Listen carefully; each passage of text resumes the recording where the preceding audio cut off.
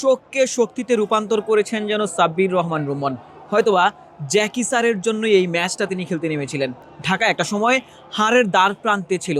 সাব্বির রহমান রুমন একজন batter, top order কিংবা middle order batter, যিনি নেমেছিলেন 7 নম্বরে।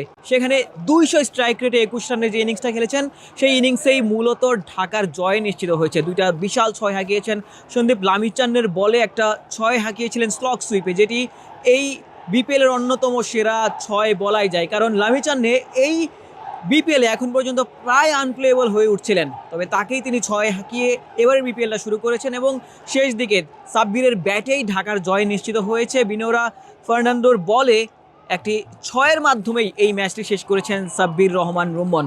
10 বলে 21 রানের ইনিংস, 200 স্ট্রাইক রেটে ব্যাটিং করেছেন, জয় নিশ্চিত করেছেন। তবে বলছিলাম, শোককে শক্তিতে রূপান্তর করা। ম্যাচ শুরুর আগে প্রিয় জ্যাকি স্যারের সাথেই অনুশীলন করছিলেন। হঠাৎই তার বুকে ব্যথা অনুভূত হয়, সিপিআর দেয়া হয়। কিছুক্ষণ পর তাকে জরুরি ভিত্তিতে হসপিটালে নিয়ে যাওয়া হয় এবং সেখানে যাওয়ার পথেই মূলত জ্যাকি, মাহবুব আলী জ্যাকি, তিনি ইন্তেকাল করেছেন। এবং সেই ম্যাচটা, সেই খবরটা যখন সাব্বিরে জানতে পেরেছিলেন, হয়তোবা একদমই আসলে মুর্ষে পড়েছিলেন। তবে ওই জীবন তো আসলে থেমে থাকে না, ম্যাচটাও থেমে থাকেনি। তবে শোককে শক্তিতে রূপান্তর করেই মূলত সাব্বির রহমান রুম্মনরা এই ম্যাচটা জিতেছেন। হয়তোবা প্রিয় জ্যাকি স্যারকেই এই ম্যাচটা উৎসর্গ করবেন। ম্যাচ শেষেই মাঠেই জ্যাকি, মাহবুব আলী জ্যাকির জানাজার নামাজটাও অনুষ্ঠিত হয়েছে।